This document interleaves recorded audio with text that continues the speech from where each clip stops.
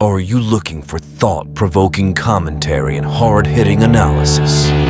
Well, you'd come to the wrong place. Welcome to Post-TAP with your host, the one and hopefully only JoshAgeddon. Welcome, ladies and gentlemen, to a very tired and likely more subdued episode of Post-TAP. My name is JoshAgeddon, your sleep-deprived host, as always. It's 12:19 in the morning as I'm filming this. I'm tired. I just got home from work, and I wanted to record a podcast because, well, I would have recorded this, not tomorrow, but today, Friday, but I'm not going to have enough time to because I'm just going to be going all day long Friday. So, long story short, as soon as I'm done filming this, I'm going to bed. I'm waking up at like 8 o'clock in the morning because my Friday and Monday routine are basically wake up, take my Pizza Hut tip money to the bank, deposit it into my bank account, go to Bojangles, and then go about my day. Well, tomorrow, after I'm done at Bojangles, I'm immediately going to Rock Hill because I'm going to go see Tron Ares in theaters, and I'll actually get to that in a second. And as soon as I'm done watching Tron Ares, I have to go to work at 3 o'clock in the afternoon. So, Kershaw, Rock Hill, Lancaster. I'm going all over South Carolina tomorrow because that's what I wanted to do with my Friday. And I likely will immediately go to bed as soon as I get home from work today. The passage of time is not something I'm good at keeping up with. Also, I have a Mountain Dew Code Red, so if you hear, that's basically what I'm doing. Code Red is so good. Code Red is what I want to start doing right now because that's what my brain is like. Code Red, you should be sleeping. And I'm like, I want content first, though. You're not the boss of me. Also, this is the first episode of Post-TAP that I'm doing with my brand new Fifine microphone. So hopefully the audio sounds good. How's that for endorsing my brand new microphone? This is a brand deal with Fifine. I hope it works. I hope it's good. Neither Fifine nor Mountain Dew Code Red are sponsoring this podcast. But if you would like to, you know where to find me. My email is an email that I was about to give. I'm not giving away that information. I don't care that my virus protection has ended, computer. Being interrupted, and I don't like it. I'm not... name of email address withheld. But anyway, before I get into the thick of things, the main topics that I want to discuss on this podcast, just a couple programming notes. I'm going to reiterate some of what I posted on the community tab. If you're watching this or listening to this on Rumble, go over to my YouTube channel and subscribe. If you're listening to this on YouTube, go over to my Rumble page and follow. If you're listening to this on Spotify, I salute you, John. Does anyone other than John listen to this on Spotify? Asking for a friend, and that friend is likely John. Again, I salute you. Have you ever been saluted with someone's wiener before? Well, you just have. Now, that's a visual. I'm sorry, John. I can imagine him hearing that going, bruh! Oh, John, you're one of my bosses now, so... Oh, shit. Work for your friends. That way your inside jokes could get you fired. What is this bit? Anyway, community tab. I basically reiterated that a bunch of matches are going to be happening. Next week is going to be the 10-man gauntlet match on XTW where the winner gets Jacob Cass for the XTW World title at Game On. And, of course, Game On, the XTW exclusive, the first ever exclusive XTW pay-per-view. XTW exclusive pay-per-view is exclusive to the brand XTW. That's what that phrasing means. Once again, I'm tired. As I stated in the community tab, or on the community tab, rather, I'm so tired that most of this podcast is just going to be me correcting my own grammar needlessly. So I hope you're prepared for that. So as I stated on the community tab, this podcast is never going to get anywhere. It's going to be 2 hours long. So as I stated on the community tab, focus. XTW Game On is going to be happening before Riot Central 3. So there's going to be, between now and Riot Central 3, there's going to be another pay-per-view, XTW Game On. Be looking forward to that. Riot Central 3, of course, is going to be a tri-branded show. So it's kind of like Armageddon back in 2023, where it was a tri-branded show where it was TAW, UCT, and XAW. Same deal. Riot Central 3 is going to be TAW, XTW, and FF. So be looking forward to that. Also, in a couple days is going to be the FF Hardcore Championship match between Caitlyn and Layla in an Extreme Rules match. Be looking forward to that. And also, I'm going to be taking the slightest, and I mean the slightest, of breaks after the Gauntlet match next week, because there are some other videos that I want to focus on, some ideas that I've been having, especially since I've got this green screen now. There's one video in particular that I want to do. I had the idea for it a couple weeks ago. I just haven't had the time to get around to do it, and I actually want to do it soon. And also, I have footage recorded of the next episode of my Soul Calibur 3 Chronicles of the Sword series. I recorded that like a month ago. I haven't had, with Crash Course 2 and work and a whole bunch of other stuff going on, I haven't had time to edit it. And, Sanic Ball, which is its own level of importance, clearly. 99 cent well spent. If you haven't watched my video of me playing Sanic Ball, I encourage you to do so with some... with perhaps some hard liquor beside you to help you get through it.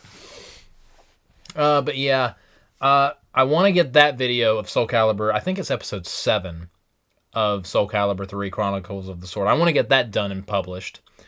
And I want to do my Twisted Metal ranking video. Way past anyone's even talking about Twisted Metal anymore. You see, the way I like to do it on my YouTube channel, don't strike while the iron is hot. Strike while the iron is at room temperature. Strike after people care. That's when you can leave your mark. So I want to be doing this video that involves my green screen that I'm not going to reveal yet because I want it to be a little bit of a surprise. It's not anything super crazy. It's just an idea for a video that I had. I want to do that. Soul Calibur 3. Soul Calibur 3 video is probably going to be first because I already have the footage for it. And the Twisted Metal ranking video. So be looking forward to those 3 videos. Once I'm done with all 3 of those videos, I will likely get back into the TAW wrestling side of the content that I usually provide all of my lovely fans with. Some of you are lovely, and some of you drive me to want to drink. Like Adam Pearce every Monday Night Raw where he's like, I need a drink. That's honestly one of my favorite Monday Night Raw running gags, is just driving Adam Pearce into alcoholism. It's a funny gag. It's a pretty funny gag, in my opinion. But yeah, be looking forward to that content that is going to be coming down the pipe at some point. And I guess that kind of does it for this preamble to the video, or I guess you could call it a pre-ramble. Anyway, wait, where's my sound effect? All right, thank you. Shit, I didn't mean to click it a second time. Close the file. Thank you. Again, I'm tired. I'm going to reiterate that as many times as I feel to be necessary, and you're just going to have to deal with it. So yeah, there's the introductory paragraph for this episode of Post TAP. Again, there are... Well, I guess before I get into the main 3 things I want to talk about, I did bring up that I'm going to be watching Tron Ares later today. Okay, I'm just going to go off on a little bit of a side tangent about that. I've heard that the movie's like a lot of the reviews have basically given the movie like a mixed, not bad, not good, just it's it's fine. That's basically what I've heard about this movie. It's fine. But there's also been a lot of... I get the feeling that a lot of people went into this movie not wanting to like it. Like, ever since Jared Leto's face appeared in the trailer, people have just had a problem with this movie. And I don't know why. Like, I haven't seen it yet. And again, whether or not it strikes my fancy, or tickles my peach, or whatever phrase I want to use.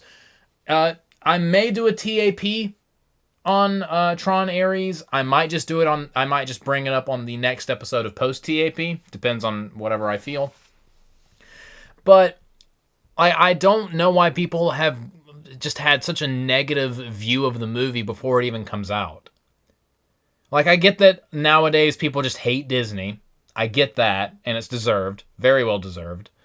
But a lot of people are angry that this isn't this doesn't really tie into Tron Legacy, which, okay, I'm going to be real. No one really cared about that movie when it first came out. Why are we all of a sudden pretending that we care about Tron Legacy? It's a decent movie. I actually rewatched it like a week ago, and I like it, but I don't like. But when Tron Legacy came out, everyone was mixed on it. And now everyone's mad that Tron Ares isn't a direct sequel or has anything to do with a movie that people were kind of on. Maybe if Tron Legacy just absolutely obliterated the box office and it got like a 100% on Rotten Tomatoes and an A+++++ on Cinema Score, maybe then they would have immediately had a follow-up that had something to do with that movie. Maybe you guys should have liked it as much as you like it now back then. I don't know. I just feel like people have been very whiny about this movie, and I don't really get it. And a lot of it, again, is centered around Jared Leto. It's okay. We're going through this phase where every week we have to just hate, just completely just despise one actor or actress. Like several months ago, it was Gal Gadot, and yes, I'm using actress. I'm okay. Can we bring back the term actress? Female actors are not actors; they are actresses. Stupid word games. So I'm going to be referring to Gal Gadot as an actress because that's what she is. A couple months ago, everyone hated Gal Gadot, which I kind of get. She's not a great actress. Her acting skills are kind of horrible. Like that one line in particular in that movie, I can't remember what movie it was, but where she was like, "And enough champagne to fill the Nile." I need to play that real quick, because it's one of the worst line deliveries I've ever heard. All right, I found it. It has been found. And enough champagne to fill the Nile. I forgot about the champagne cork. Okay, since this is a podcast, you can't actually see the clip. I'm going to play that again because, okay, without the context of the champagne clip, it just sounds like someone just shot her in the face. And enough champagne to fill the Nile.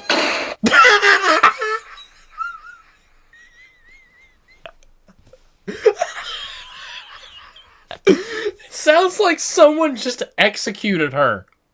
One more time. And enough champagne to fill the Nile.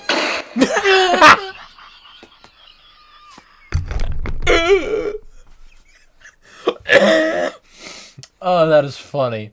That is really funny. I forgot that the champagne cork just goes off like a shotgun blast. What was I talking about? All right, okay. Okay. So, a couple months ago, everyone all at once, just collectively hive mind, we hate Gal Gadot. After that, everyone was like, we hate Jack Black. Last week, everyone was like, we hate Pedro Pascal. Now it's Jared Leto, and I don't get it. Morbius was 2022. He's allowed to be in other movies other than Morbius, despite the fact that Morbius was indeed awful. Like, I get why people were annoyed with Jack Black, because he was in everything, constantly, all over the place, being Jack Black. And I kind of, but less so, get the anger with Pedro Pascal, because allegedly he was in everything, everywhere, just constantly, but I didn't see everything he was in, so it didn't bother me as much. And whatever controversial women grabbing anxiety thing, I don't know all the details on that, so I'm not going to speak much on it. I'm not going to talk about something that I'm not informed on, or informed of. There's me correcting myself again. So I don't really get the whole problem with Pedro Pascal, and I really don't get why everyone hates Jared Leto all of a sudden. Again, it just feels like everyone wanted to hate this movie before it even came out, and like some people hate it, but most people are like, it was fine. So I'm gonna see it for myself later today, like literally 12 hours from now. I just popped my neck. That felt very good. Oh, that also felt very good. I hope you heard that. That felt really good. 12 hours from now, at the time of this recording, I'll be in the theater having an average time, from what I've heard, and I'm looking forward to that. So, yeah, and again, I might do a TAP, or I might just have it be part of post-TAP, but I will share my in-depth thoughts, analysis, and opinions on Tron Ares. So be looking forward to that, unless you hate Jared Leto, in which case I don't know. I don't know what to tell you, man. It doesn't bother me. I'm still like one of the few people that does not absolutely despise his version of the Joker in Suicide Squad. Mostly because he was in the movie for 5 minutes. He wasn't in the movie enough to ruin anything. That's just my opinion. All right, so first 15 minutes of this podcast is just introductory paragraph. We're now moving into the body. There's my BA in English coming out again. Sheer amount of papers I've written. All right, so there are 3 topics that I want to discuss. And the first one... Okay, just the fact that I'm even talking about this kind of annoys me a little bit. But it also amuses me, which is why I'm bringing it up, because okay, so Taylor Swift has been involved in a little bit of controversy as of late. And I know some people, like, as soon as you hear the name Taylor Swift, you're just like, God, I wish that I was deaf so I'd never have to hear this woman's name again. I get it. Maybe I'm just projecting, but I get it. In fact, I 100% am projecting. I never want to hear this. Like, the 2 people on this planet whose names if I never heard their names ever again, I could not be happier. Taylor Swift and Donald Trump. Now, I don't hate either of them. But my God, I have heard the names of these 2 people constantly every day for years now. Especially Trump. Trump, I've been hearing about him nonstop for a decade now, and I'm over it, and I'm kind of sick of it. Same thing with Taylor. And the fact that I just got out of a relationship with a Swiftie, and I work with another one at Pizza Hut. Just, dear God, it's like they're multiplying like Catholic rabbits. I hear that Swifties reproduce via mitosis. They just split into more copies of people with the same incredibly basic taste in music. Oh, there's a controversial opinion right here. Mic drop. This podcast is unhinged. But the reason I bring Taylor Swift up is, again, she's been embroiled in quote-unquote controversy as of late. And it actually does kind of tie into Donald Trump a little bit. Well, more just politics in general, for reasons that, in my opinion, are stupid. Okay, so she had a new album come out recently called The Life of a Showgirl, which that title right there, it's not as eyebrow-rolly as the Tortured Poets Department Society, whatever the previous one was, which I've listened to that entire album, and my God, it was terrible. Her older music is so much better than her current modern music.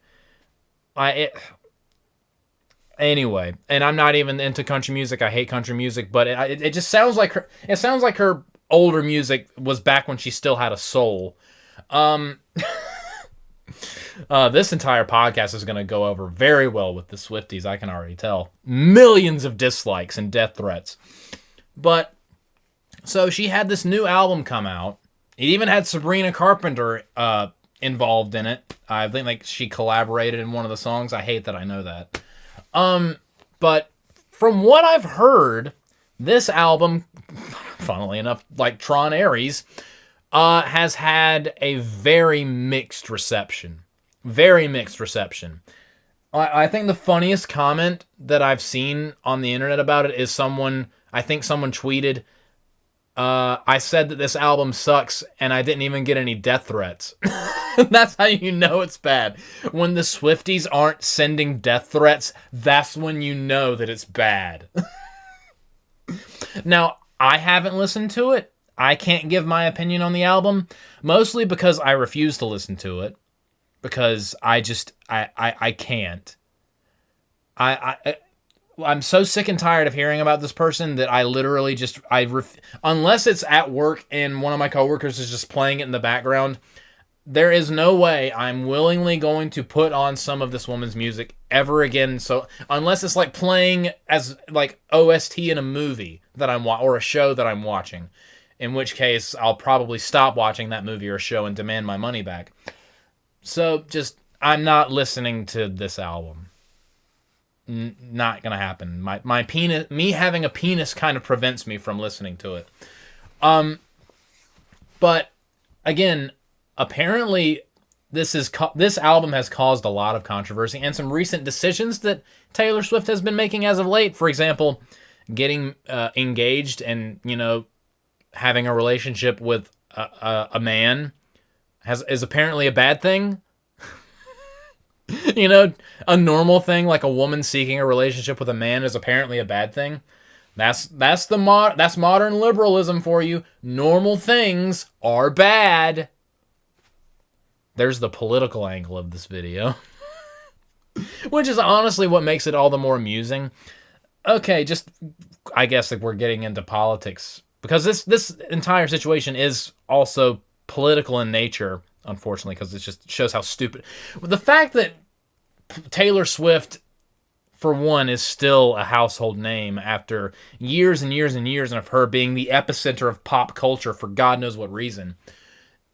Just as sick as I am of hearing about her, especially considering what I consider her to be a subpar musician, which I know is heresy to some people. I literally had someone desperately try to explain to me the brilliance and nuance and masterful, how much of a masterful tactician she is when it comes to lyricism.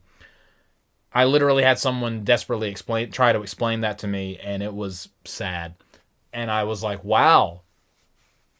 I guess this means that you have to be kind of out of your mind to be a Taylor Swift fan. I'm really ragging on Taylor Swift a lot more than I mean. Again, I don't hate her. This omnipresent, just unending, worshipful love that her fan base want to force on everyone is what draws my ire, if I'm being honest. But it's political in nature, which is sad because we're talking about a musician. Why is a musician a political... has anything to do with politics, honestly. I've said this before in previous podcasts. If you're in entertainment, shut up about politics. Like, no one cares what you think about politics. Like, literally the last election the election we just had, almost a year ago, proved beyond the shadow of doubt, most Americans don't care what celebrities have to say about politics.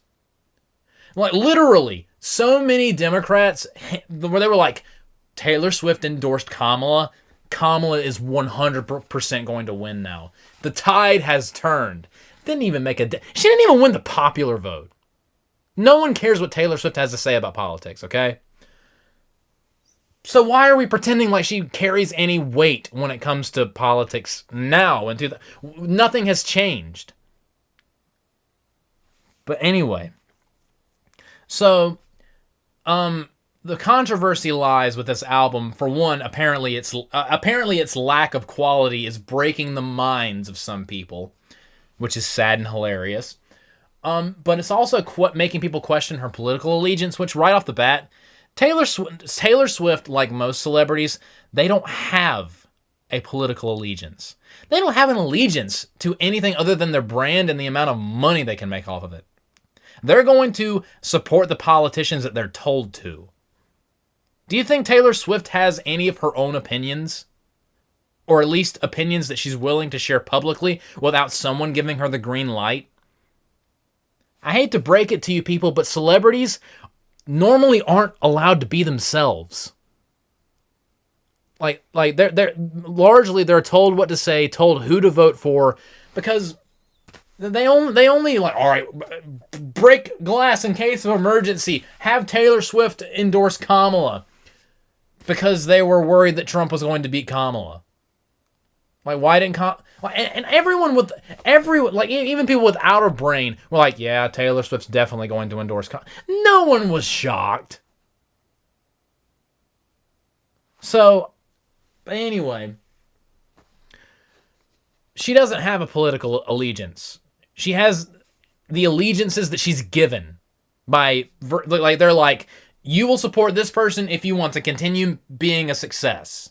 If you want to continue your weird mind control of young women. If you want to continue that being their quote unquote mother, which is what they literally refer to her as, not really beating the alien hive mind allegations anytime soon, Swifties.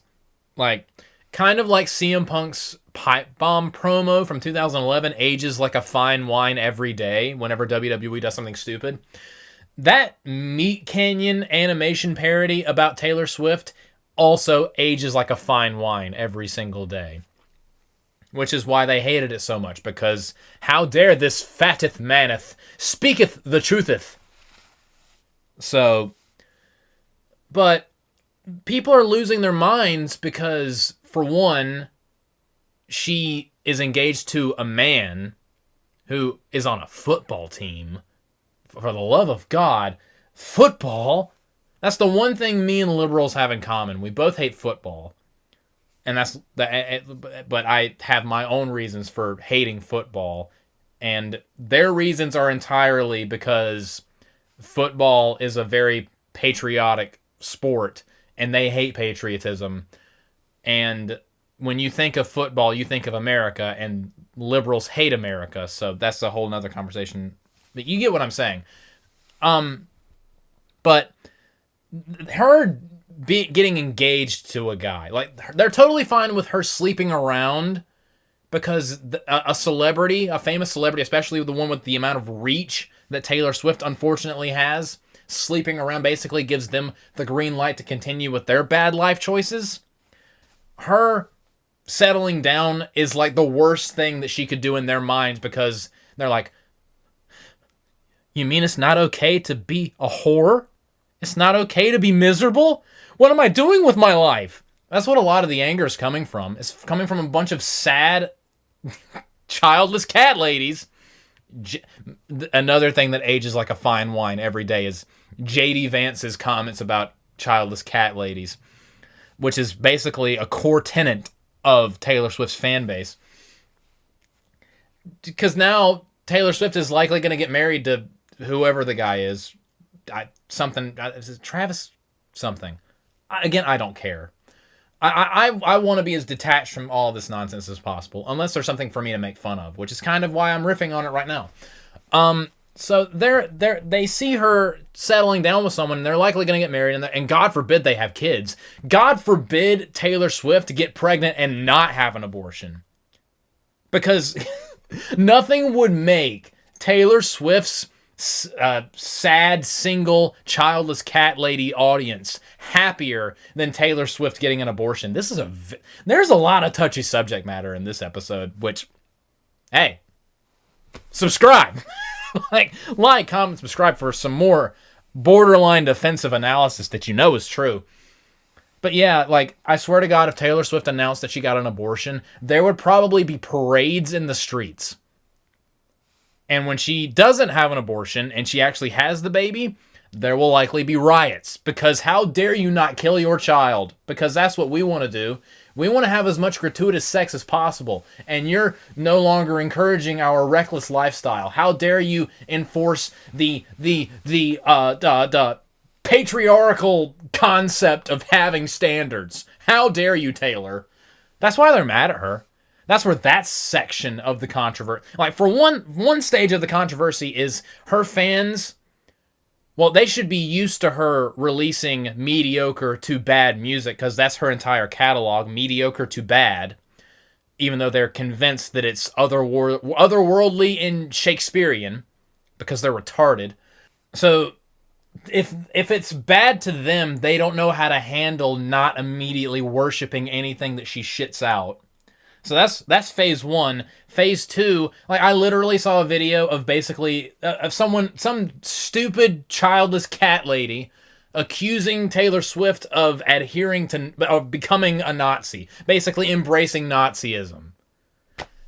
Wanting to get married and possibly start a family is Nazism.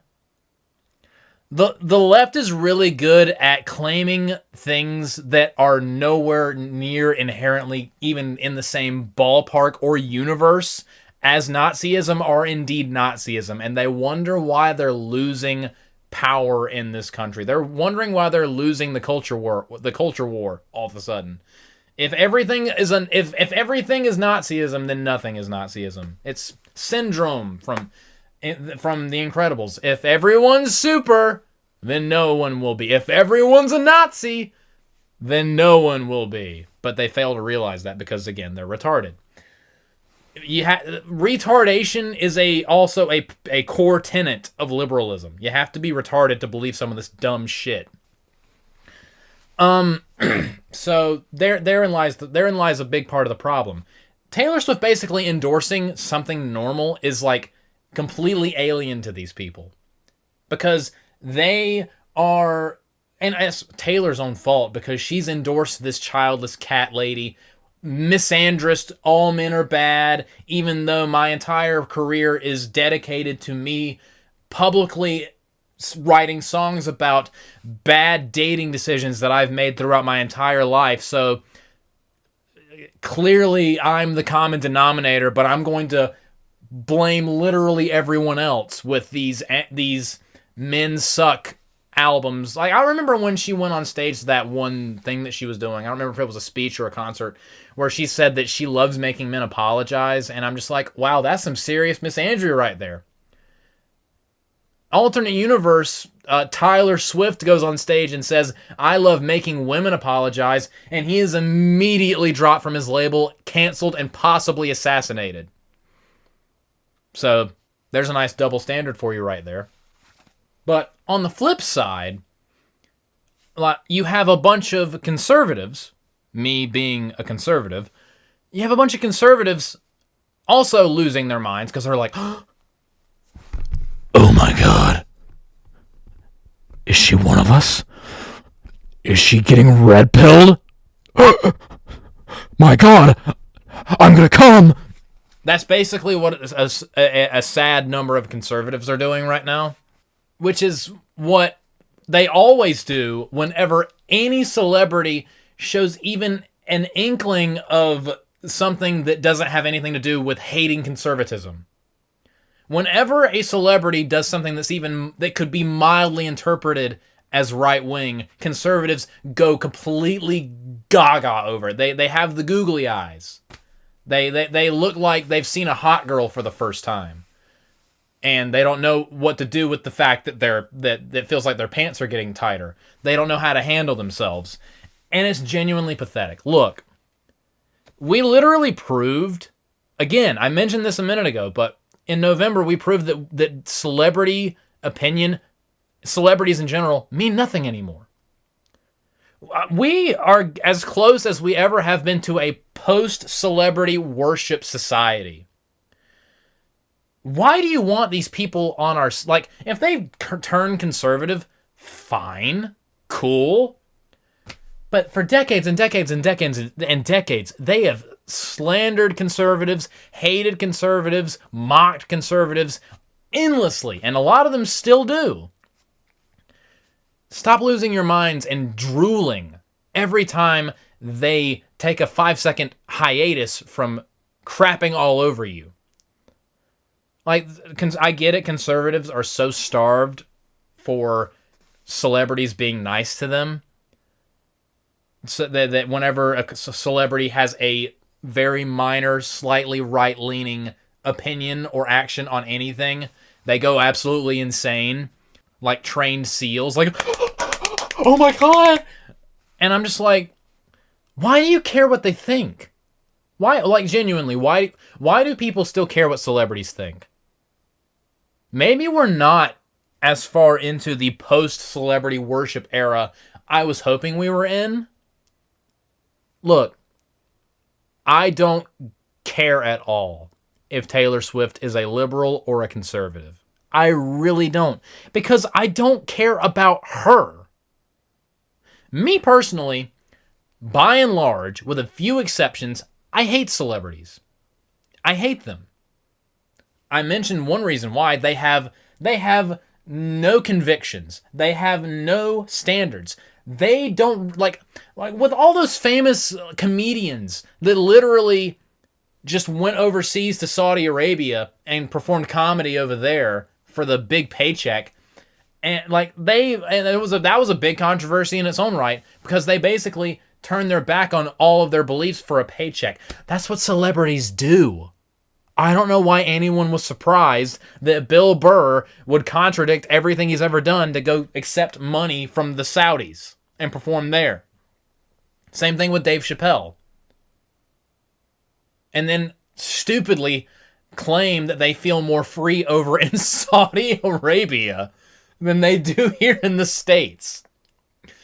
Which is an absurd notion, because you don't get murdered for criticizing the government here in the United States. You do get murdered over in Saudi Arabia for criticizing or questioning their government. They literally had to sign contracts saying, we won't make jokes about Saudi Arabia or paint Saudi Arabia in a negative light. Our purpose here is to give the wettest, sloppiest blowjob that Saudi Arabia has ever experienced. That's our job. So, again, so many people were surprised that these celebrities would do this. Why? Celebrities don't have backbones. They don't have morals. They follow trends. They do what they're told. They go where the money is. And they are going to abandon any quote-unquote principle that they pretend to have at the drop of a hat, especially if the paycheck's good enough. So, and people are saying, oh, all of those comedians lost their credibility, or Taylor Swift lost all of her credibility. What credibility did you think they had in the first place? Celebrities suck. The vast majority of celebrities, especially in this country, are terrible people. Awful human beings that I would not want to invite to my birthday party. And or Thanksgiving and or Christmas. Mostly because a lot of them would be like, we don't say Christmas, we say happy holidays. I hate you. So yeah, I don't know why anyone...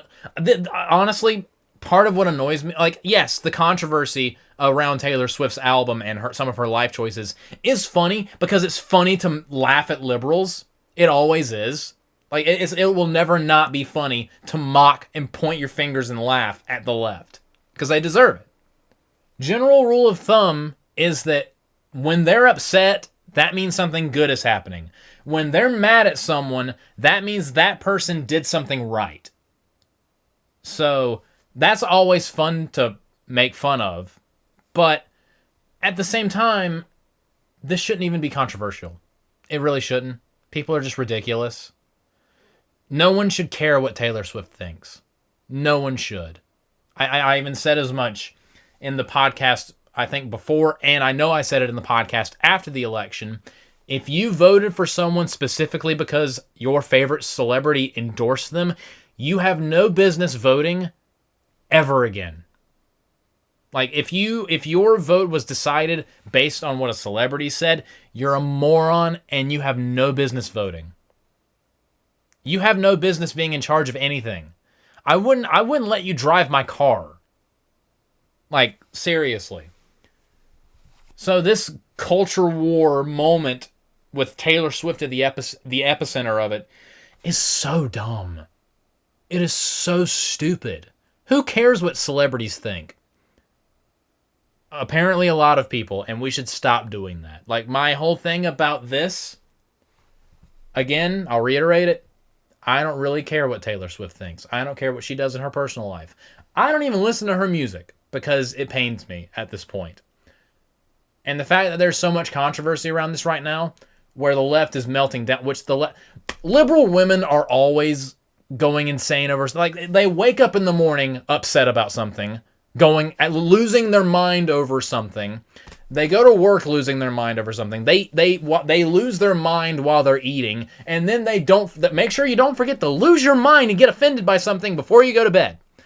Guarantee you they have dreams about getting offended by stuff, because that's how they operate. And I imagine that's also why they're down and depressed all the time, because they've got to be exhausted from the sheer amount of, I'm offended by whatever. Where's my mocha latte from Starbucks? Where's my antidepressants? I'm surprised I haven't overdosed on them yet, because I take a lot of them. But, so that's my opinion. Notice how I said opinion, not take, because I'm not retarded. That's my opinion on the whole Taylor Swift controversy. The non-troversy that I believe it is, because it's so ridiculous. I guarantee you Taylor Swift has no idea that this is even happening. I guarantee you, for one, she lives in an echo chamber. Most celebrities do. They don't really, unless it's unending worship, which she's so used to at this point. Like, they're in ivory towers looking down at us plebeians. She doesn't care. She's a quadrillion gazillionaire and married to a football player who I assume is athletic in bed. Well, or engaged to one. Will be married and probably will have very athletic, minimally vocally talented children. Probably grow up to be good football players or mediocre musicians. Which, that's enough to get ahead in this life. Either run around in a helmet and catch a ball, or sing okay. Until you sell your soul to the devil, and then all of a sudden you sound more robotic, and then you mind trick a bunch of other soulless individuals into thinking that you have talent. The world we live in sucks. But, so yeah, those are my thoughts on the whole Taylor Swift controversy thing. It's stupid, it's dumb, but it's also kind of funny. So, I'm going to use this as a transition. There's a reason. How about this for a topic transition? There's a reason why Taylor Swift is a heel on my wrestling show. Because she's a celebrity, and celebrities are bad people. It's a natural fit, and I perceive her as a heel in real life. So it only makes sense. Speaking of wrestling, ladies and gentlemen, how'd you like that transition? WWE is having Crown Jewel, not in Saudi Arabia this time. The transition would have been even more perfect if they were having Crown Jewel in Riyadh. Thankfully, they're having it in Australia.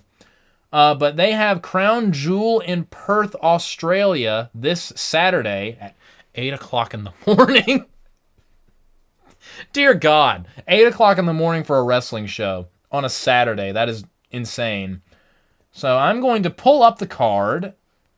And I will give my predictions on Crown Jewel 2025. Oh, and before I do that, I do want to quickly touch on a couple, and I'm going to rip off Sean. I'm going to shamelessly rip off Sean's intro for some WWE releases. Roll that intro that I didn't make. So you've been released by the WWE. Best of luck in your future endeavors. You've been released by the WWE. And now you gotta go wrestle for Impact. You've been released by the WWE. Best of luck in your future endeavors. You've been released by the WWE. And now what? Ow. You gotta wrestle for Impact. Then you know that pay gon' be so low. There needs to be some kind of updated version, because if they go to Impact, which is in collaboration with WWE, they'll probably just end up getting either cut from that too, or been sent back to WWE. Or anyway, point being, we had two releases. Release number 1, Santos Escobar, which I have a little bit of a history of despising this man. But he hasn't been seen or heard from in months, so I honestly forgot that he existed. Good riddance that he's actually gone, though. Because, you know, I happen to be of a belief, a persuasion, if you will. I believe that on a wrestling show, you should hire people that can wrestle. I know that is a shocking, damn near just incredulously baffling. Just, you probably think I'm schizophrenic for even suggesting such an insane concept that wrestlers on your wrestling show should be good at wrestling. But yeah, that's what I believe. And Santos just, he's fine at lucha because in lucha you don't really have to sell. I'm not a fan of lucha because they're not a fan of selling. I'm a fan of selling because it makes the wrestling seem a little bit more real, which is the name of the game, one would think. So, bye, Santos. I hope you get Escobar'd from WWE for life. Where's my Gary? Where's my Gary? There he is. Thank you. One more time. I meant to hit you the second time that time. There we go. Punt. So yeah, bye, Santos. Can you take Zelina Vega with you? Please? Because, like, the LWO, they finally lost one. Although Ray's been on the shelf with an injury. So they've lost 2, but you know Ray will be back.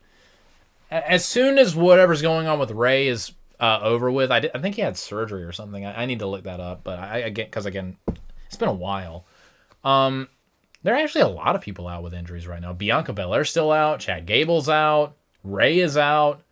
So, but speaking of people of a Hispanic persuasion, Andrade has been apparently fired from WWE. Has something to do with drug tests and whatnot. Whatever. And 5 seconds later, he's on AEW Dynamite being jammed into the Don Callis family, which already has like 85 people in it. You know, Sean may have been onto something when he just viscerally annihilated Andrade during the Money in the Bank review, where he buried him deep beneath the earth. I'm not going to go that far, but because I think the dude's a talented performer and I think he's a really good wrestler. But if you start ping-ponging between the 2 biggest companies in North America, maybe North American wrestling just ain't your forte. Same thing with Santos, even though Andrade is leagues, and I mean leagues, above Santos. At least Santos can speak English, which was a huge problem with Andrade. So, yeah, you've been released by the WWE. And can that be the end of it for both of them? I don't want to see Andrade back. Because, I mean, he's already, like, he apparently has a reputation for not burning bridges whenever he leaves places. Well, he tried to burn a bridge as he was entering AEW because he got into a beef with Dave Meltzer, who's basically AEW's social media correspondent, their main propagandists. Like, already he's barely back in AEW and already problems are sprouting up. I guess problems just follow Andrade everywhere he goes. Because again, people who are the problem have a problem, funnily enough, identifying when they are the common denominator. If you have problems all around you, Taylor Swift and Andrade, maybe you should look inwards a little bit. Just a little bit. I'm waiting for the Taylor Swift, maybe I am the... She does have a song where she's like, hi, it's me, I'm the problem, it's me. But it was more said in jest. It was sarcastic. And that song, I believe it was Anti-Hero from Midnight's. That's a terrible song. So, Make a good album about maybe I've made a bunch of dumb decisions and all right, Taylor Swift, here's an idea for an album. I've made a bunch of dumb mistakes in my life, but now I want to grow as a person and start fixing mistakes and not making them anymore. Literally call the album Personal Growth and make it a rock album because country and pop suck. Seriously, if Taylor Swift came out with like a metal album, I would listen to it if it was good. So, anyway. But yeah, Andrade, if this stint in AEW doesn't work, like the last one didn't work because you got a little too slap happy with Sammy Guevara, which I don't blame you. I wish one of the few times I've ever been jealous of Andrade is when he slapped the taste out of Sammy Guevara's mouth. I wish I could have been able to do that because Sammy Guevara just has such a slappable everything. Ty Conti, you can do better. I can't believe you let that man impregnate you. But anyway, so we're getting a little bit off the beaten path here. But yeah, bye Santos, bye Andrade. Just give up on American wrestling, both of you. It's not working. If AEW doesn't work out this time for you, Andrade, just go to Mexico and wrestle there. And just have that be that. Also learn English. That might help a little bit, just saying. So anyway, enough talking about the WWE releases because there were only 2 of them. I do want to go over the card for Crown Jewel in Perth, Australia. A show that I'm actually very much looking forward to, even though it's Triple H's typical 5-match card that he beats off to because his favorite number's 5. You'd think his favorite number would be 3, because, Triple H, 3 H's. Maybe we should go back in time and call him Harrison Hunter Hurst Helmsley Harrison. I think I used Harrison twice. Harrison Hunter Hurst Helmsley Harrison. Call him Quintuple H. I'm going to start calling him Quintuple H from now on. 5 H's. So we have a 5-match card here because, Quintuple H. And it is pretty stacked. It is a pretty stacked card. And I will talk about the matches. And like normal, I'm going to say what I think should happen, what I would like to see happen, and what I think is going to happen. What I want them to do, and what I think they're going to do. There is a difference. Basically, if I was booking the show, and what I expect them to do. So, right off the bat, we have Roman Reigns and Bronson Reed in a rematch from their match at Clash in Paris, which was actually a pretty good match, in an Australian street fight. I was hoping for Roman versus Braun Breaker, but I get the feeling that they're saving that for a bigger show, which I can't argue with that. An Australian street fight, it's an okay stipulation, I guess. I think it was JD from NY that the goober that he is. Even a goober is right twice a day. He said that, or at least floated the idea that this probably could have been a stretcher match. Considering that this build is largely revolved like on Raw, which this past episode of Monday Night Raw was actually a really good show. Both Raw and SmackDown have been getting better. It's been, again, WWE has experienced such a long lull.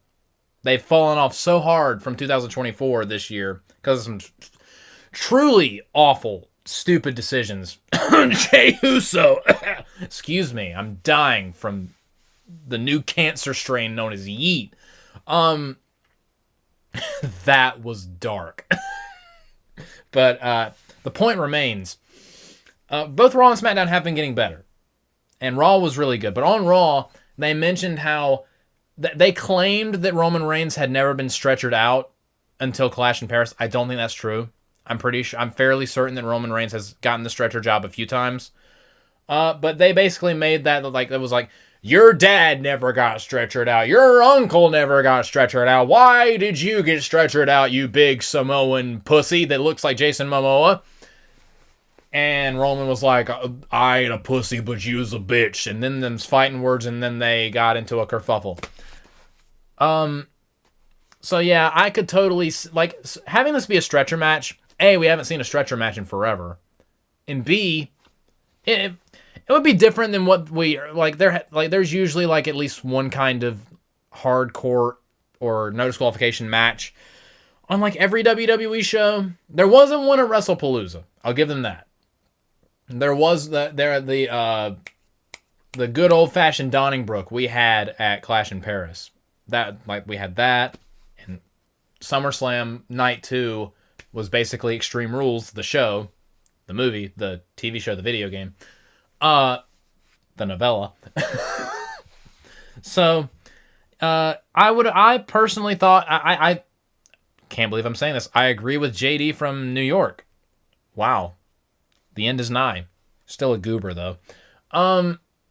Yeah, I honestly think this would have been better if it was a stretcher match, because, again, we haven't seen a stretcher match in a while. But I'm totally fine with them doing an Australian street fight. I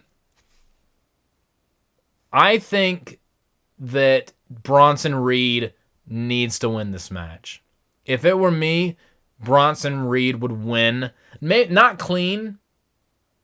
I would definitely have like some chicanery involving the rest of the division. Probably just Braun Breaker or Paul Heyman or whatever, what have you. Have that be the deciding thing. You don't have to have Bronson beat Roman clean.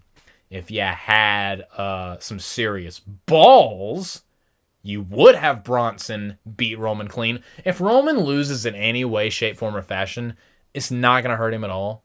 The dude was champion for 84 bajillion years. He's fine. He's fine. But Bronson, I think, needs to win this match. And honestly, the Vision needs to... I would say the Vision should win both matches at Crown Jewel to set them up as even stronger when we go into War Games, which I'm also looking forward to, because there's a lot of potential implications for War Games. And this show's basically going to set up War Games in a major way, which I'm looking forward to, with some of the directions they're going to start going in. But yeah, I would, if it were me, Bronson Reed, whether by hook or by crook, he should win this match. Unfortunately, this is WWE. They don't always make the best decisions. They don't always make the smartest decisions. Sometimes they like to play it safe, even when playing it safe is kind of dumb. My prediction for what I think they're going to do, Roman is probably going to win clean. I would love to be wrong. Bronson should win this match. I mean, he lost to him clean at Clash at Paris, and then turned around and hospitalized him. It would be kind of dumb for you to lose to the dude clean, put him in the hospital, turn around and lose to him again. That would just really make Bronson Reed look weak. And again, Roman does not need to beat him again. He already has a clean victory over him. He can afford taking the loss. I mean, at worst, it would make Roman and Bronson even. Roman would have a victory and Bronson would have a victory. And then you can have Roman Reigns win the rubber match. I wouldn't. I would have Bronson. Well, actually, I would have Roman win the rubber match, because then Roman would look... Again, I just was talking about how Roman would be fun. You need to prime him for the match with Braun Breaker.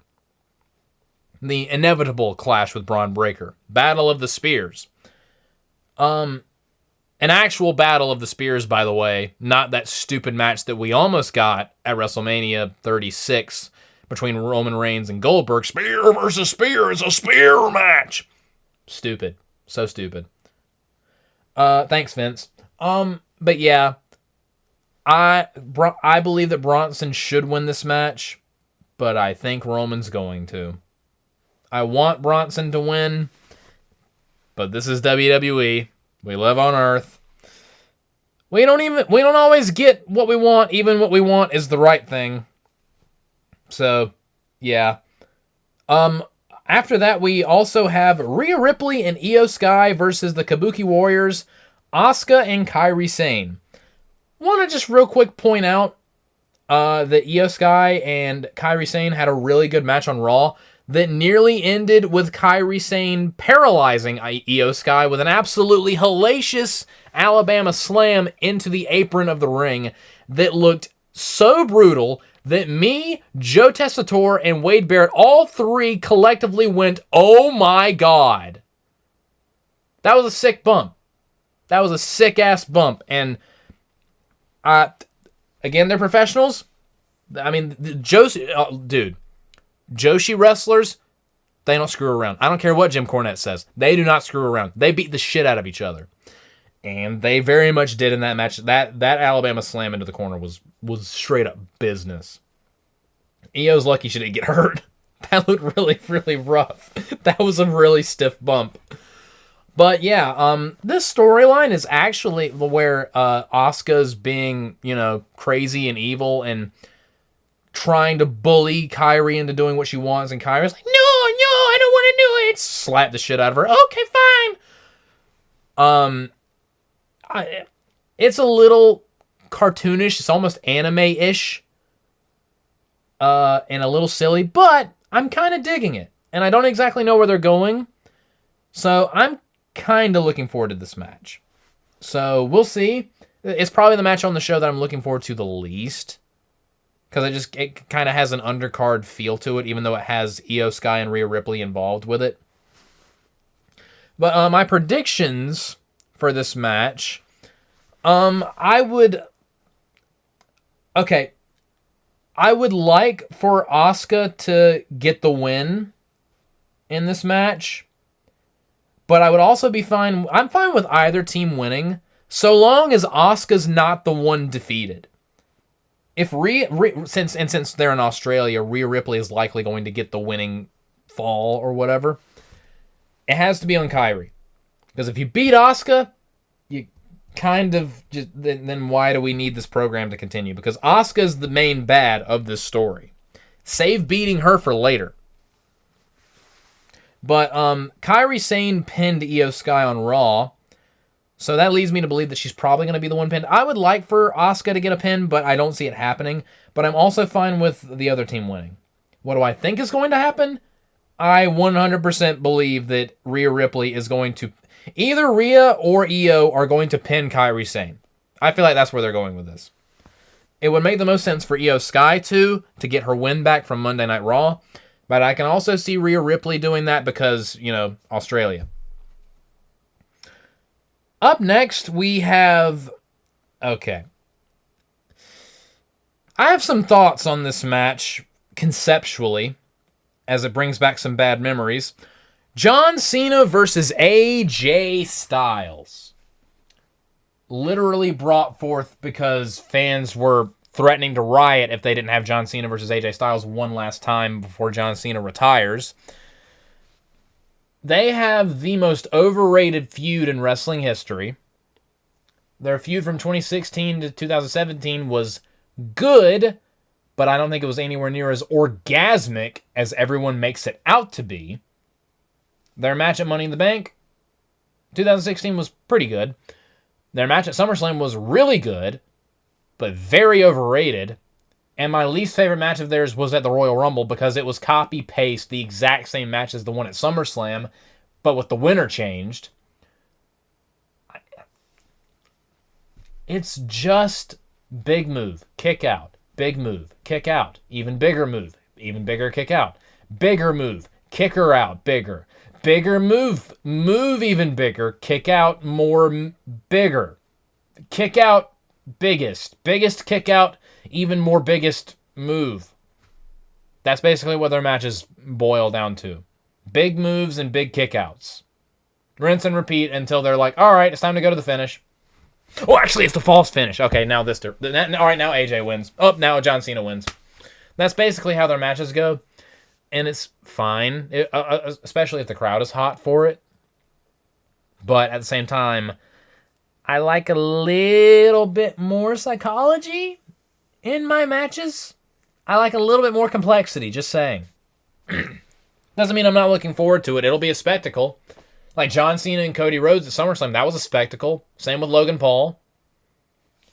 So, as long as it's that, I'll be entertained, but I do feel like wrestling fans are going to heap unnecessary praise all over it. So, I'm more looking forward to it being over than anything else because I don't feel like listening to everyone claim it's the greatest thing they've ever seen in their entire life since the previous time these two wrestled each other. I'm just anticipating everyone overrating the crap out of it like they always do with these two. So, That'll be fun. I can't wait to see the Attitude Adjustment kicked out of 100 times again. But and the Styles Clash and the Phenomenal Forearm be kicked out of 12 times consecutively. And then like maybe 14 Avalanche Attitude Adjustments that are immediately no sold.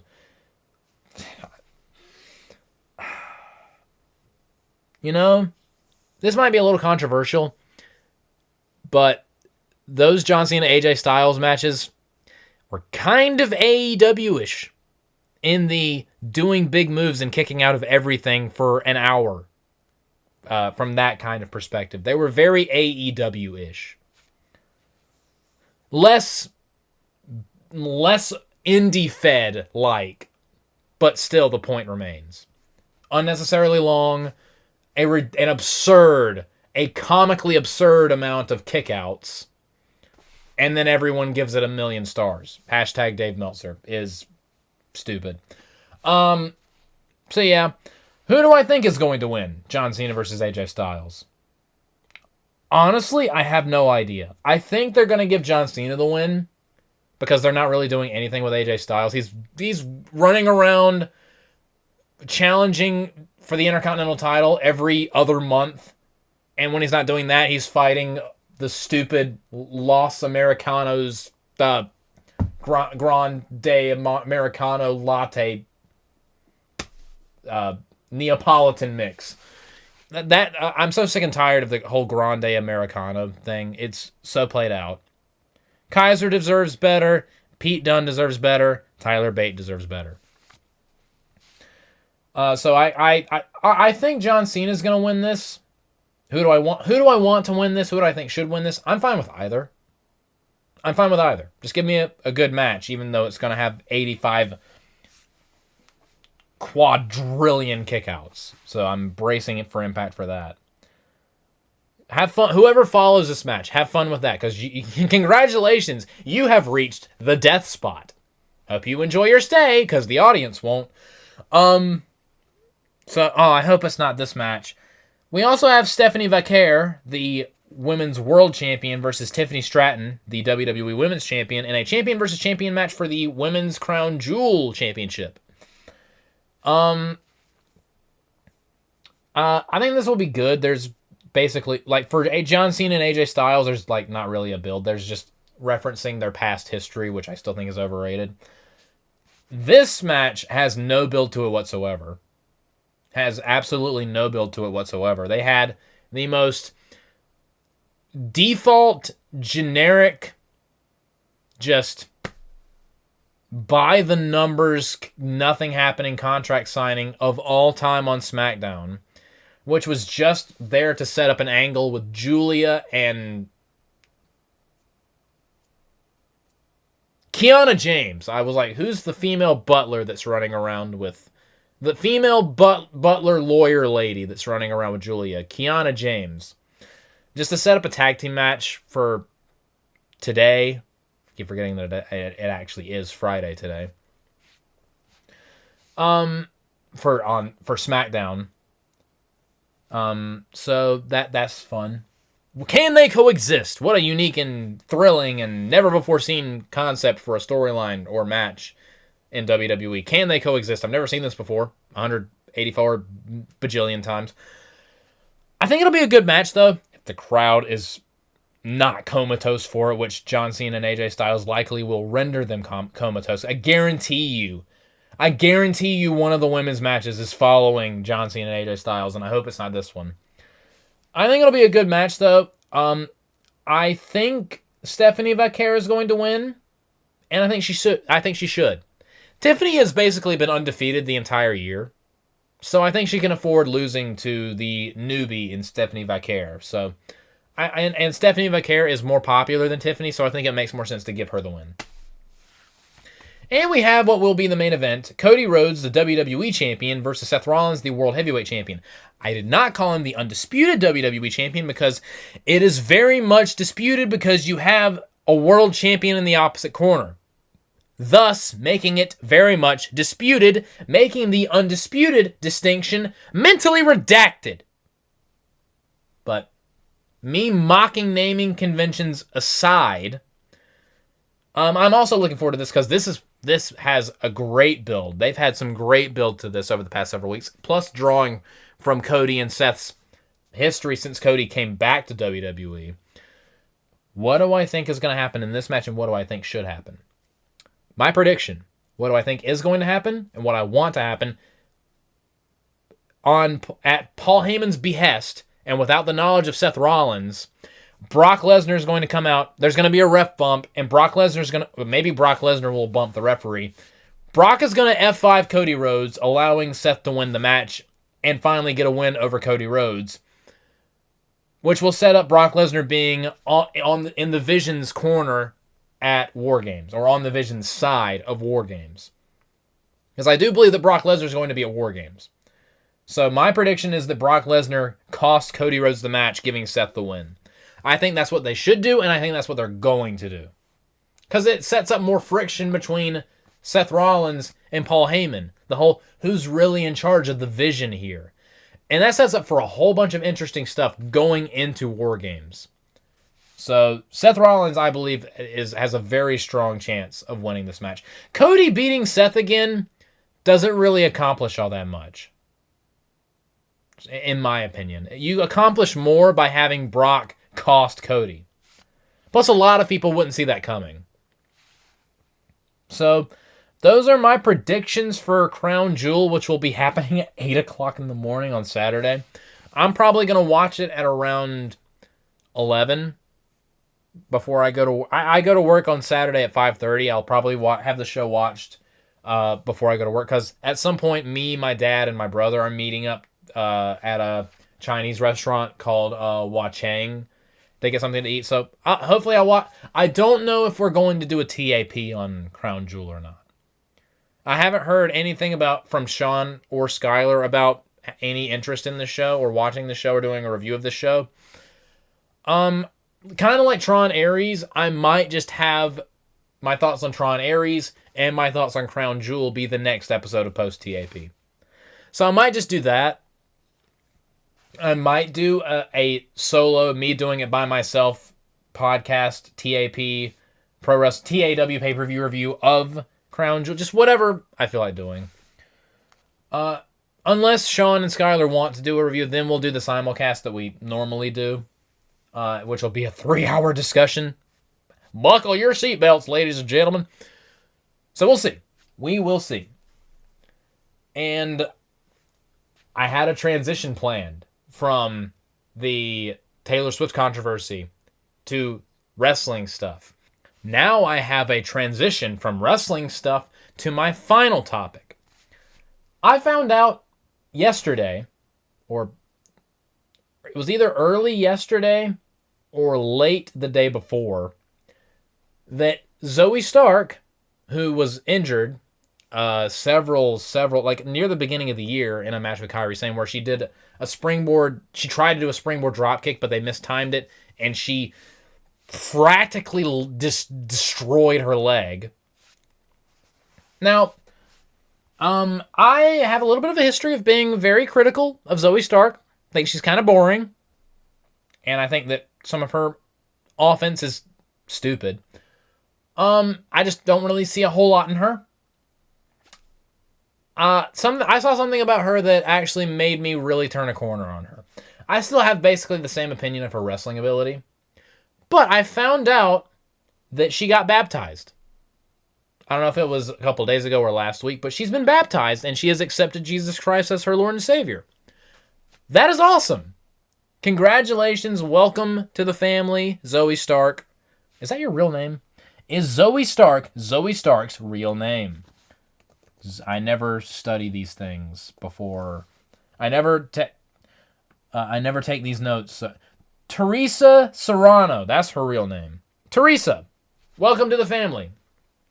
This would be a better flowing podcast if I researched things beforehand, which I kind of did for this, but I didn't have the foresight to be like, is Zoe Stark her real name, or is that just her stage name? Teresa, welcome to the family. Congratulations. I'm so happy that you did that. That honestly makes me see you in a whole new light. just hats off to Zoe Stark. That made me very happy to see that. We need more of that. And then, if that wasn't good enough, on TNA Impact, either this week or last week. I'm not. TNA Impact happens on Thursdays, right? I don't know. I haven't watched TNA in a while. I think it might have been last week. Jeff Hardy announced or confirmed that he has also accepted Jesus Christ as his Lord and Savior. And I love Jeff Hardy. Despite his issues, like, I literally had him on one of my shows, and I had him as the hardcore champion on XIW, and I removed him from the show because he was going through one of his issues with drugs at the time, and alcohol or intoxication or public inebriation, which caused a little bit of controversy. And out of respect for him and due to what was going on, I felt it best to not use him for a little while until things got better. And I've reintroduced him to the show because things have gotten better. I think it's a very good thing that he has accepted Jesus Christ as his Lord and Savior. Because just innately, becoming a Christian is a net positive. And I don't believe that's an opinion. I don't believe that is an opinion. I believe that is a fact. And I know that some atheists are going to be like, and that is your opinion. Shut up. Go back to Reddit where you belong, Mr. Atheist. Don't like your kind around these parts. This podcast is stupid. But if there's anything that could hopefully give him the motivation and the willpower to stay on the straight and narrow and avoid those vices, it would be reading the Bible, praying, being a Christian.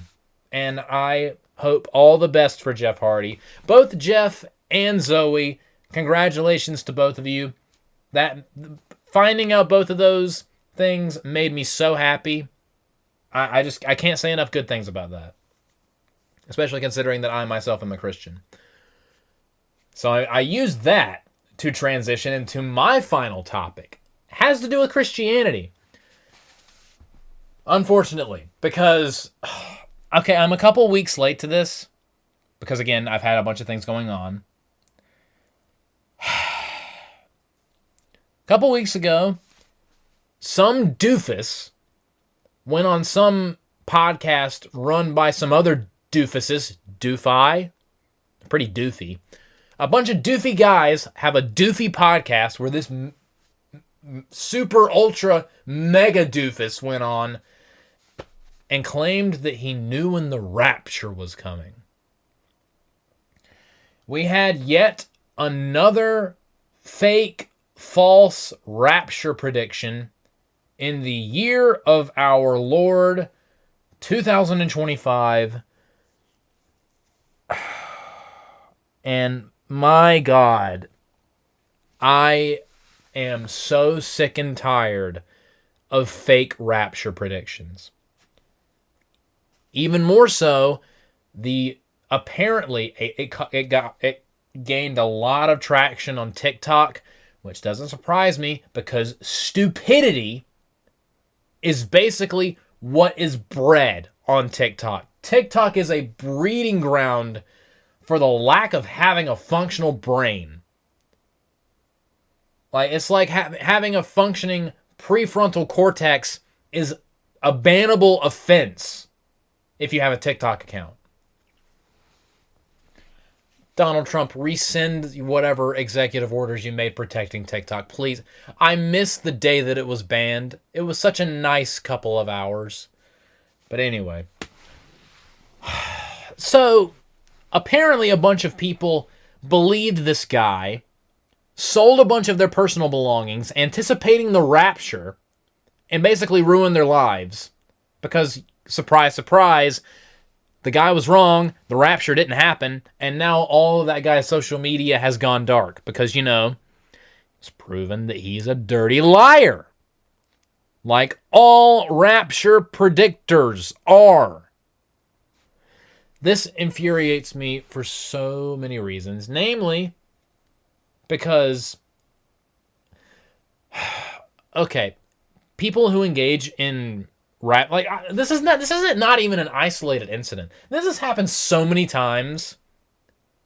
Like, just over the past couple centuries. Every, decade or so, some yahoo is like, I know when the end will be nigh. I have received the vision from Seth Rollins. That was stupid. I apologize. I have received a vision from God. I know when the rapture's coming. And every single time, despite even more proof to the contrary, people keep falling for it. People keep believing it. It always gains traction, and then they are revealed to be wrong. I remember, to further emphasize the wrestling tie-in, I remember at Over the Limit 2011, which had the infamous Jerry the King Lawler versus Michael Cole Kiss My Foot match, that incredible Randy Orton Christian match, and The Miz and Alex Riley attempting to murder John Cena for about 20 minutes with little to no resistance. On that show, there was a tag team title match. None of you will remember this. It was Kane and Big Show, the tag team champions, versus CM Punk and Mason Ryan. That is a deep cut. Before the match started, they were cutting promos, and Kane said something to the effect of, I'm already in a bad mood because the rapture didn't happen yesterday. And everyone started laughing, and then he was like, even Kane was laughing. He was like, I was looking forward to it. Because some doofus, I'm trying to not to swear when talking about Christianity, because, again, I believe in having reverence. But especially for this particular topic, but it's getting to where it's becoming difficult for me to not swear because this is making me angry. But some moron in 2011 was like, I know when the rapture's happening. It's happening the day before Over the Limit 2011. And a lot of people believe this person, and surprise, surprise, surprise, shocker, spoiler, plot twist, M. Night Shyamalan couldn't have thought of something so ridiculously out there. It didn't happen. When Kane, whose gimmick is that he's a demon from hell, is mocking you for a failed rapture prediction, you just know you've goofed up a little. And I'll always remember that because it was funny. It was funny. But this has been happening basically every decade. It was happening in the 1900s. I'm fairly certain it was happening in the 1800s. And how many times do people have to falsely predict the rapture and then be proven wrong before people stop falling for it? Can human beings not be functionally, legitimately retarded for 5 minutes?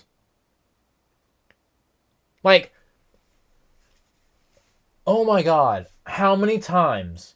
And this is coming from someone who believes in the rapture.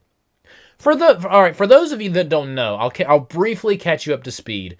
The rapture basically signals the beginning of the end of the world. The rapture is when every Christian on earth will immediately vanish and be taken up into heaven. Everyone who believes in Jesus Christ will vanish from the earth and will be in heaven. And every child that is too young to understand what Christianity is or means, or too young to understand the difference between right and wrong, they will also vanish along with the Christians because it's not fair to leave them behind because they don't know any better. Basically, if you don't know any better, if for whatever reason you can't understand the difference between right and wrong, you will also be transported into heaven. This marks the beginning of the 7 years of tribulation, where the world's fallen into chaos, and in response, the world unifies into one government, one world government. That's where the whole New World Order stuff comes from. It wasn't just a cool faction in WCW until they ruined it. The New World Order is the one world government that is ruled by the Antichrist, who is literally Satan's version of Jesus. And For 7 years, he rules over the earth, and then Jesus comes back. It's the second coming. They have the Battle of Armageddon. The Antichrist and the false prophet are thrown into the lake of fire. Satan himself is bound and thrown into the abyss for 1,000 years. And after 1,000 years, Satan rallies his troops and then is finally defeated by Jesus and God. And Satan is thrown into the lake of fire. And then we have the Great White Throne Judgment, where everyone who has accepted Jesus Christ as their Lord and Savior, their names are found in the Lamb's Book of Life, and they go to heaven. If you haven't accepted Jesus Christ as your Lord and Savior, your name is not written in the Lamb's Book of Life, and if your name is not found, then you are thrown into the lake of fire. And then earth and heaven are destroyed, a new earth and a new heaven are created, and then we live together with God and Jesus forever and ever and ever and ever.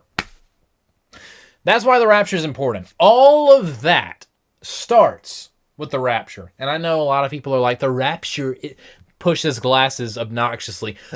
Actually, the rapture is not biblical. It is not specifically stated therein, hereafter, hitherto, in the Bible. Shut up.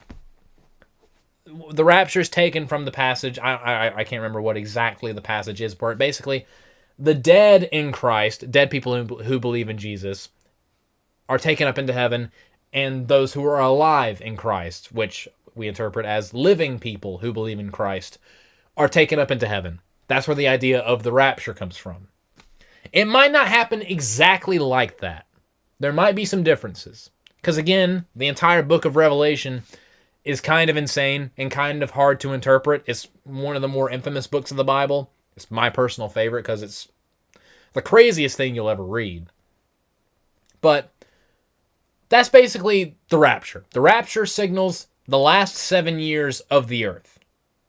So, it's kind of a very important event. It's a very important event. You want to know one thing about the end of the world that is explicitly stated in the Bible? You know who is going to know when the rapture is going to happen? No one. It is a mystery. Literally, only God the Father knows when the rapture is going to occur. That's it. Bro, not even Jesus knows when the rapture is. The angels don't know. Jesus doesn't know. I don't know about the Holy Spirit, but I assume, because only the Bible stresses that only God the Father knows, so you can assume that that also includes the Holy Spirit as someone who's not in the know.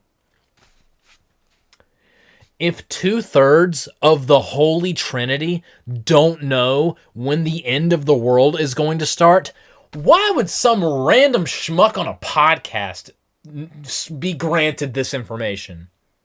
It's ludicrous.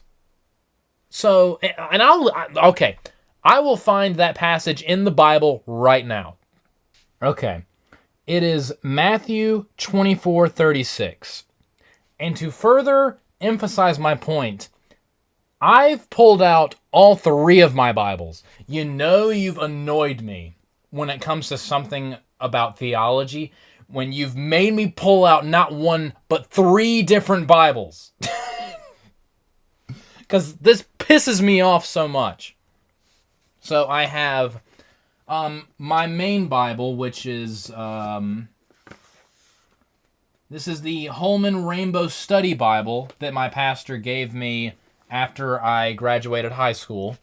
I have a Guy's Life Application Study Bible that I received while I was in high school.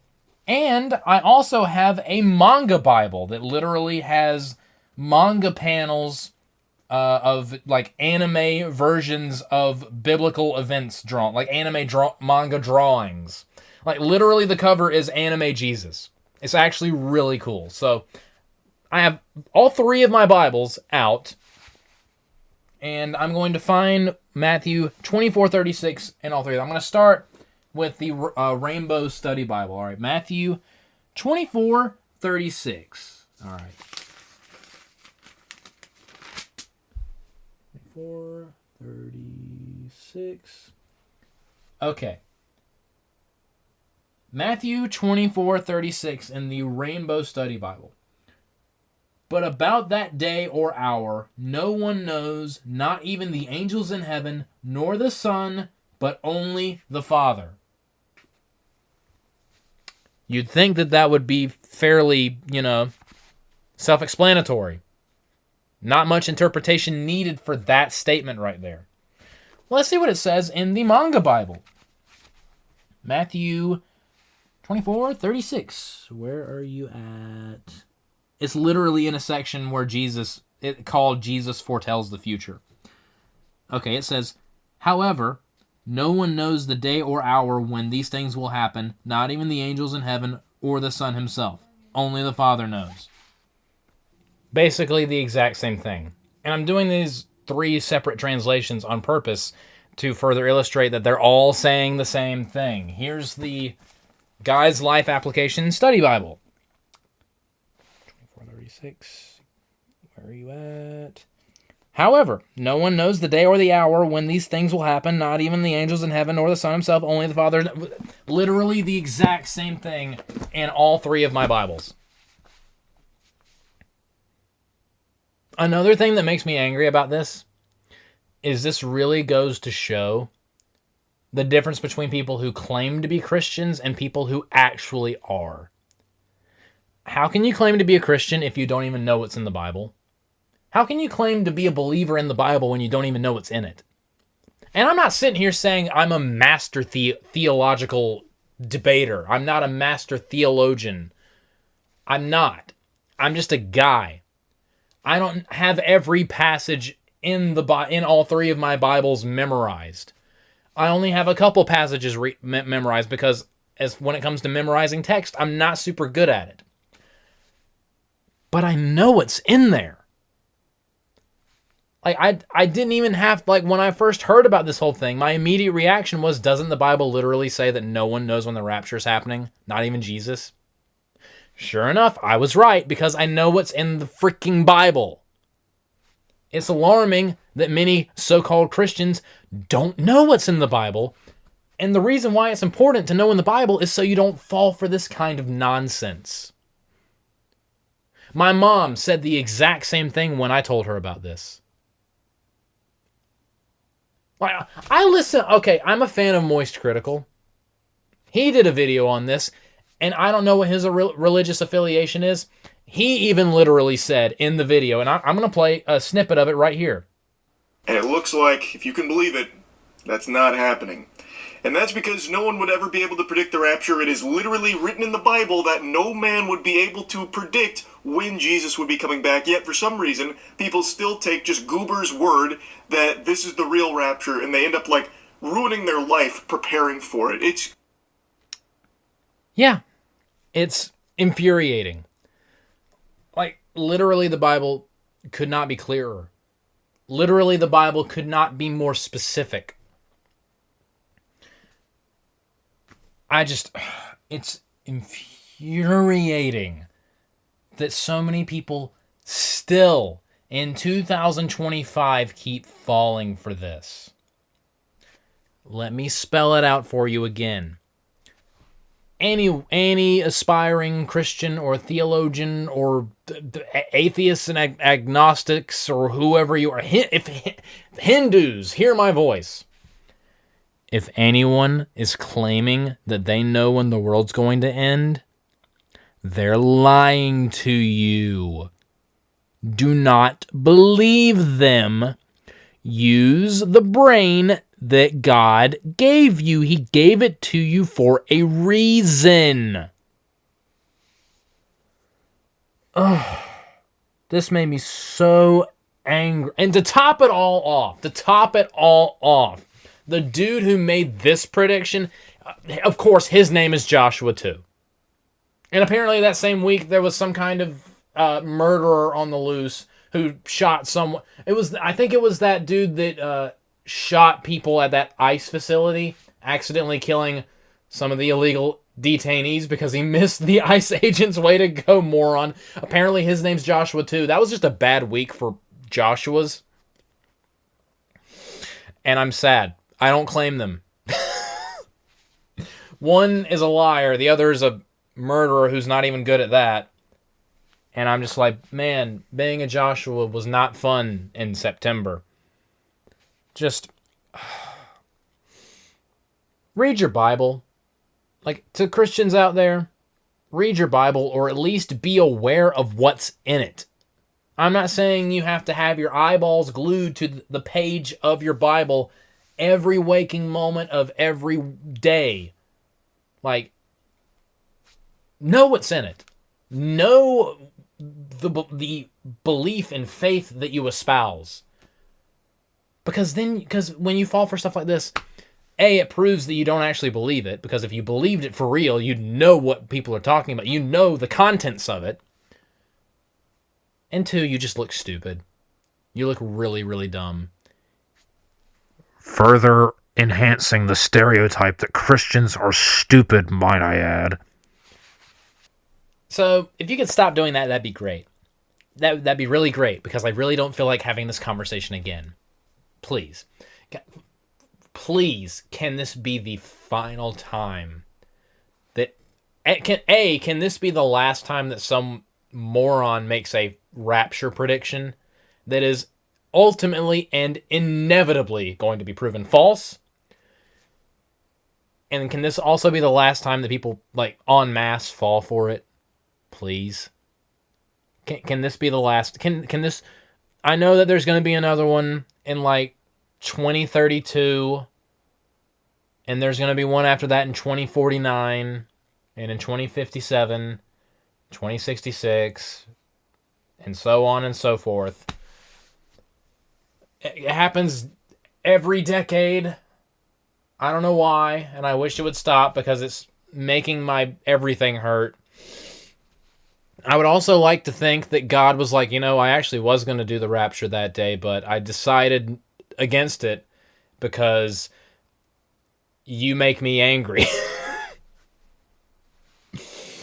If I was God and I was like, I'm going to do the rapture on this day, and then some dude accidentally guessed it correctly, I'd pull back and be like, you know what? Fine. Some other time then. Because screw you. Read your Bible. Like, God just trolling people into reading their Bible more and actually knowing what's in it. I would get behind that. I was going to do it, but then you said that, and now I'm going to wait another 100 years. Maybe you'll smarten up a little bit. You're human, so you probably won't. But still, read your Bible more, or at least know what's in it. I wonder how God feels. Like, I know how God feels about it, because you're lying to people. It's the same as, like, it's not like physically adding to the Bible, but you're basically... Isn't like it expressed also in the Bible that if you claim to receive visions without actually receiving visions, that's also pretty sinful? Anyway, I'm going to bring this to a close before I end up having an aneurysm out of anger and annoyance. So, yeah. What a surprise. The rapture didn't happen. I could have told you that, because, I know what's in my own Bible. All 3 of them. So, no more falling for rapture predictions, because it makes everyone look stupid. What are your thoughts on the stupid, speaking of stupid, the stupid Taylor Swift controversy that is engulfing political discourse, because we apparently have nothing better to do than to argue about a blonde woman who can sing somewhat good songs every once in a while. What are your thoughts and predictions on Crown Jewel? Are you planning on watching Tron Legacy? How much do you hate Jared Leto for no reason? That's about all I have time for. I'm going to rest my voice before I embark on my long day tomorrow. Pray for my sanity. And thank you guys so much for watching, like, comment, subscribe, and all that fun stuff. And I will see you guys next time. Good night, everybody.